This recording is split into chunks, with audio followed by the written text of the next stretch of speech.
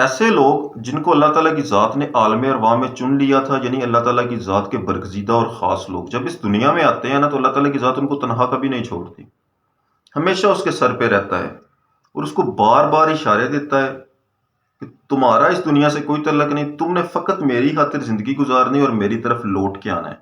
اور اس دنیا میں بھی اور آخرت میں بھی اللہ تعالیٰ کی ذات نے اس کو بلند مقام عطا کرنا ہوتا ہے۔ تو اللہ تعالیٰ کی ذات اس کو بچپن سے، جیسے وہ لڑکپن میں آتا ہے، تو اللہ تعالیٰ کی ذات اس کو بار بار کچھ چیزیں دکھانا شروع کر دیتا ہے، اس کو اپنی طرف بلانا شروع کر دیتا ہے۔ 7 قسم کے ایسے خواب ہیں جو چنے ہوئے اور خاص لوگ دیکھتے ہیں، اور ان کے خواب جو ہوتے ہیں وہ نفسانی نہیں ہوتے۔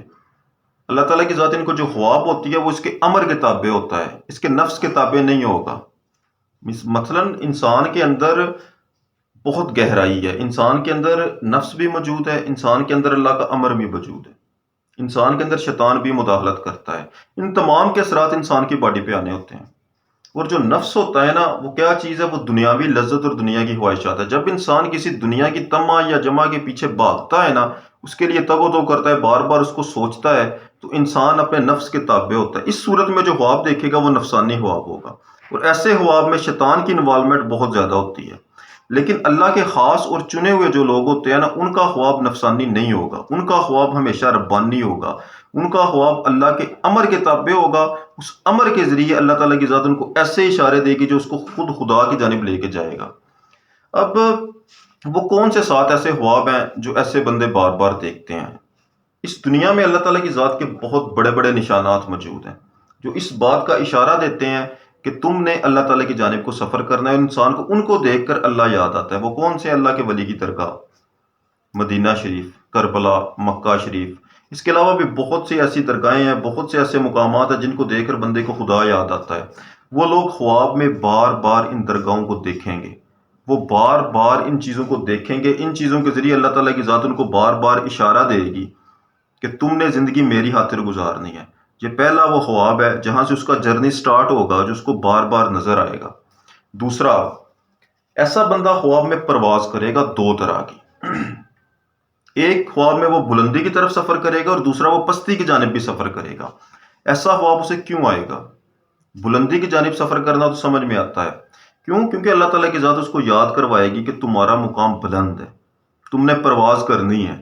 تو اللہ تعالیٰ کی ذات، جب وہ اللہ تعالیٰ کی ذات کی جانب صحیح طریقے سے چل رہا ہوگا نا، بھٹکا نہیں ہوگا، تو خواب میں دیکھے گا کہ وہ پرواز کر رہا ہے اور بلندی کی طرف جا رہا ہے۔ تو ایسے بندے کی پرواز جو ہے نا، اس کو اشارہ دیتی ہے کہ تم صحیح رستے پر ہو۔ لیکن جب وہ پستی کی جانب پرواز کرے گا، یعنی بلندی سے نیچے اترے گا نا، تو اللہ تعالیٰ کی ذات کی جانب سے اسے اشارہ ہوگا کہ تم اب رستے سے بھٹکے ہوئے ہو، اپنے رستے پہ واپس آؤ، تمہارا اس دنیا سے کوئی تعلق نہیں ہے، تمہیں میری خاطر زندگی گزارنی اور تمہیں تمام کچھ میں نے عطا کرنا ہے، تم میرے ہو اور میں تمہارا ہوں، لہذا پستی کی جانب جا رہے ہو۔ اللہ اسے اشارہ دے کے اس کو سیدھے رستے پہ لانے کی جو ہے نا اشارہ دیتا ہے اس کو۔ تیسرا، یہاں سے وہ والا جرنی اس کا سٹارٹ ہوگا، اس جن چیزوں کو بار بار دیکھنے کے جو خاص جرنی ہوگا۔ وہ آسمان میں ستارہ دیکھے گا، چاند دیکھے گا۔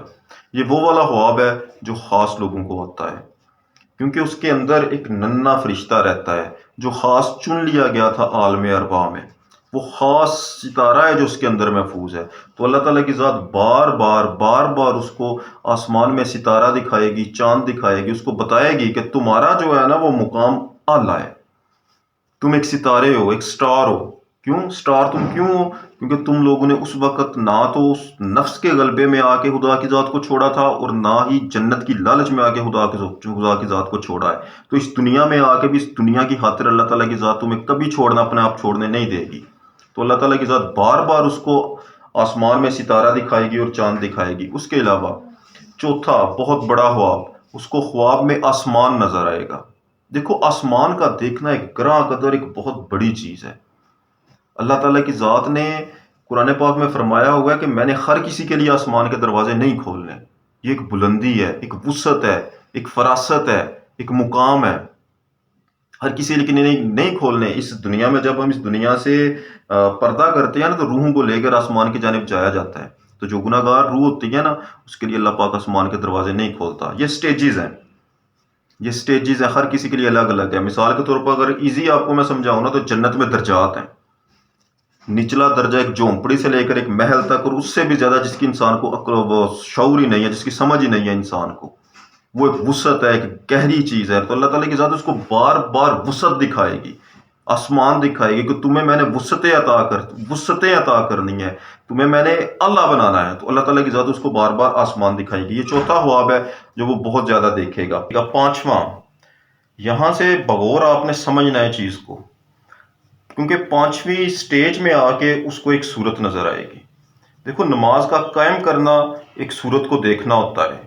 اللہ تعالیٰ کی ذات اس کو ایسی درگاہ جس پہ وہ بار بار جاتا ہے، اس پر وہاں پر کسی نہ کسی بزرگ کو اس کو دکھائے گی، کوئی جلوہ دکھائے گی، جس سے آگے چل کر اس کو اسی سے سبق عطا ہوگا، اور وہ سبق اس کے لیے ایسا سبق ہوگا جو اس کو زمین اور آسمان عرش فرش کی سیر کروائے گا، وہی اس کی زندگی کا مقصد بن جائے گا، وہی اس کے لیے قرآن بن جائے گا، وہی اس کی نماز بن جائے گی، وہی اس کے لیے سب کچھ ہوگا۔ تو ایک رستہ اسے دیا جائے گا ایک صورت کی شکل میں، وہ ظاہری طور پر سامنے آ کے اسے دیا جائے گا۔ یہ ایک خاص خواب ہے جو خاص لوگوں کو آتا ہے، اور یہ پانچواں خواب ہے۔ چھٹا، اس کو رنگ نظر آئیں گے۔ دیکھو، اللہ تعالیٰ کی ذات نے اس کائنات کو بہت رنگین بنایا ہوا ہے، اس کے رنگوں میں بہت بڑی حکمت چھپی ہوئی ہے، جیسے فیروزی کلر۔ میں آپ کو اس بات کو سمجھانے کے لیے تھوڑا سا مولا حسین علیہ السلام کا جن لوگوں کو دیدار ہوتا ہے بہت بڑی چیز ہے، بہت اعلیٰ چیز ہے، ہر کسی کے نصیب میں نہیں ہوتا ہے، کیونکہ یہ وہ والا گھرانہ ہے جس گھرانے سے انسان کو ولایت عطا ہوتی ہے، جس گھرانے سے انسان کو فقیری ملتی ہے، جس گھرانے سے انسان کو مقام ملتا ہے، وہ منبع ہے، وہاں سے فیضان جاری ہوتا ہے۔ اس دنیا میں جتنا لنگر تقسیم ہو رہا ہے سارے کا سارا اسی گھرانے کے صدقے تقسیم ہو رہا ہے۔ ان کی زیارت جب بھی ہوتی ہے تو فیروزی کلر کا اسم اللہ اس کے سامنے لکھا ہوا آتا ہے، وہ دیکھنا شروع کرے گا۔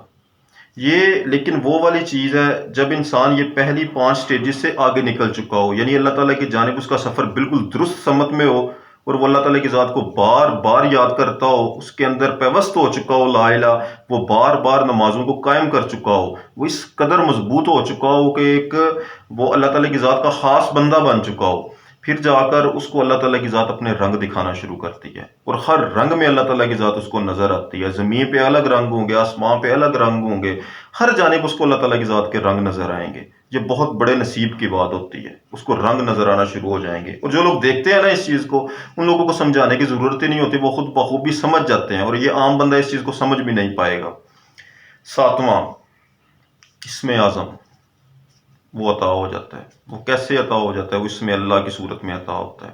یہ کنیکٹڈ ہے، آپ کا 5واں، 6واں اور 7واں جو خواب ہے یہ سارے کے سارے آپس میں کنیکٹڈ ہو گئے۔ ان سب کو سمجھنے کے بعد انسان اسم اعظم تک پہنچتا ہے۔ اسم اعظم در حقیقت ہے کیا؟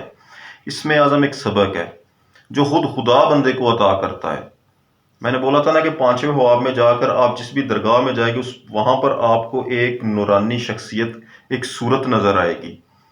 وہ ایسی صورت ہوگی جس کے ساتھ اللہ تعالیٰ کی ذات کے نشانات موجود ہوں گے، وہاں پر شک و شبہ نہیں ہوگا۔ یعنی وہ صورت جب سامنے آپ کے آئے گی تو صورت کے ساتھ آپ کو آیت الکرسی نے کہیں لکھی ہوئی نظر آئے، کہیں آپ کو جو ہے وہ کلمہ شریف لکھا ہوا نظر آئے، کہیں آپ کو کوئی بھی ایسی چیز نظر آئے، ہیرے جوہرات سے جڑا ہوا اسم اللہ نظر آئے۔